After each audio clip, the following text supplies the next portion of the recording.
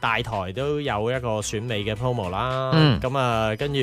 另外一個電視台，大台都有啦，咁快有啦，好耐啦，揾啲男士咁樣宣傳緊啦。咁另外有另外一個電視台有新嘅電視台有搞一個有天使同埋魔鬼嘅選美啦，唔限年齡、唔限學歷嘅一個選美啊嘛，唔理婚姻狀況啊嘛，係啊，冇紋身都冇所謂啊嘛。但係講真，平心而論，上年嗰個宣傳我幾中意嘅喎，大台嗰個，因為揾咗一班歌手咧唱嗰首歌咧，我覺得都算係咁，因為通常咧嗰啲活動成日會改啲歌詞㗎嘛。係咩歌手啊？咩唱咩歌？馮允謙、鄭俊弘係啦，佢哋有唱一首主題曲㗎嘛，幾好聽㗎喎嗰首《攜手經過》，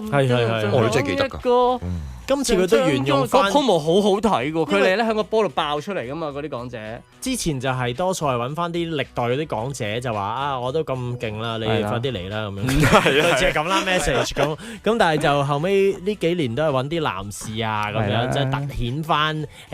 男士都好 support， 即係好中意呢啲靚女啦，我哋都推舉佢哋㗎咁樣，嗰種調轉嚟宣傳嗰種心態啦。